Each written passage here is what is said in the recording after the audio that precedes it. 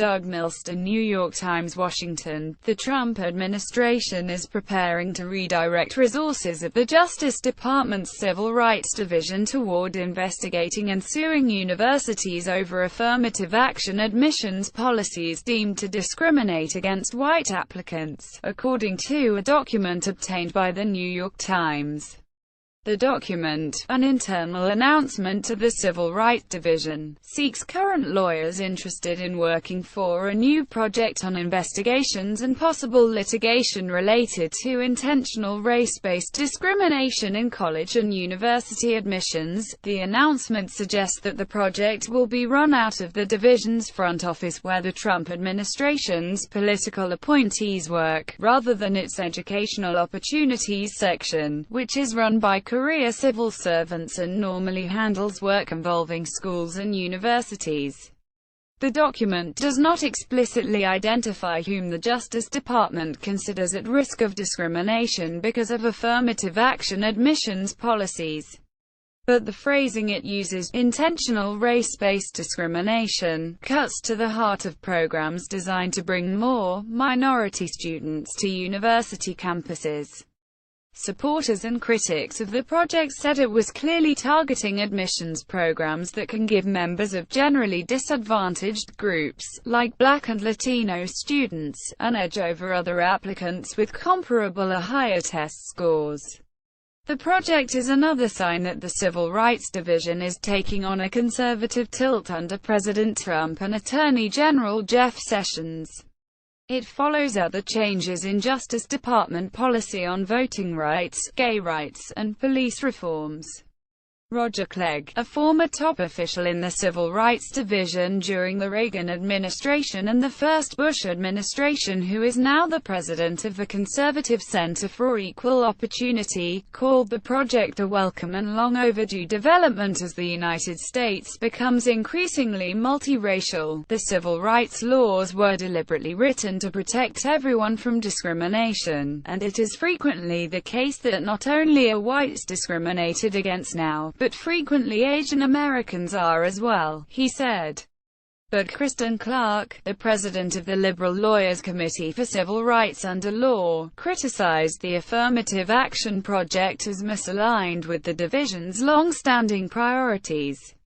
She noted that the Civil Rights Division was created and launched to deal with the unique problem of discrimination faced by our nation's most oppressed minority groups, performing work that often no one else has the resources or expertise to do. "This is deeply disturbing," she said. "It would be a dog whistle that could invite a lot of chaos and unnecessarily create hysteria among colleges and universities who may fear that the government may come down on them for their efforts to maintain diversity on their campuses." The Justice Department declined to provide more details about its plans to make the acting head of the Civil Rights Division, John Gore, available for an interview. The Department of Justice does not discuss personnel matters, so we'll decline comment, said Devin O'Malley, a department spokesman. The Supreme Court has ruled that the educational benefits that flow from having a diverse student body can justify using race as one factor among many in a holistic evaluation, while rejecting blunt racial quotas or race-based point systems. But what that permits in actual practice by universities, public ones as well as private ones that receive federal funding, is often murky. Mr. Clegg said he would expect the project to focus on investigating complaints the Civil Rights Division received about any university admissions programs. He also suggested that the project would look for stark gaps in test scores and dropout rates among different racial cohorts within student bodies, which he said would be evidence suggesting that admissions officers were putting too great an emphasis on applicants' race and crossing the line the Supreme Court has drawn. Some of that data, he added, could be available through the Education Department's Office for Civil Rights, which did not respond to a request for comment.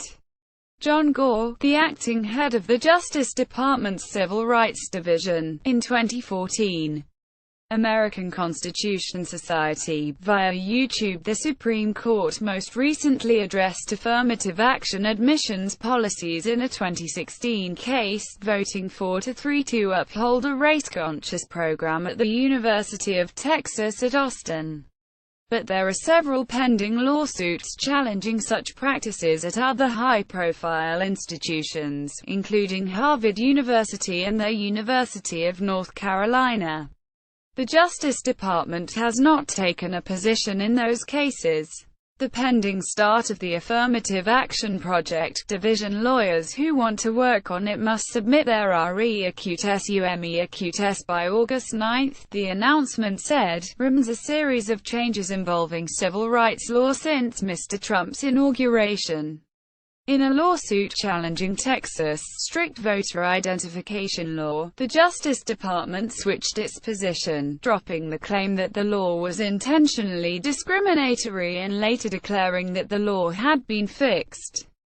Mr. Sessions has also made clear he is not interested in using consent decrees to impose reforms on troubled police departments and has initiated a sweeping review of existing agreements.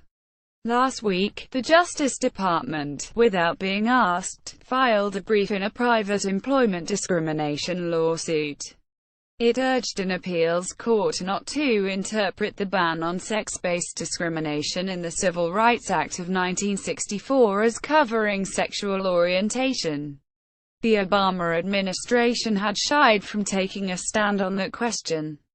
Vanita Gupta, who ran the Civil Rights Division in the Obama administration's second term and is now president of the Liberal Leadership Conference on Civil and Human Rights, noted that the briefs in the Texas voter identification and gay rights cases were signed only by Trump administration political appointees, not career officials, just as the Affirmative Action Project will apparently be run directly by the division's front office. The fact that the position is in the political front office, and not in the career section that enforces anti-discrimination laws for education, suggests that this person will be carrying out an agenda aimed at undermining diversity in higher education without needing to say it, Ms. Gupta said.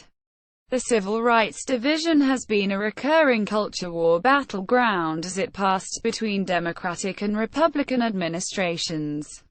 During the administration of George W. Bush, its overseers violated civil service hiring laws, an inspector general found, by filling its career ranks with conservatives who often had scant experience in civil rights law. At the same time, it brought fewer cases alleging systematic discrimination against minorities and more alleging reverse discrimination against whites, like a 2006 lawsuit forcing Southern Illinois University to stop reserving certain fellowship programs for women and members of underrepresented racial groups.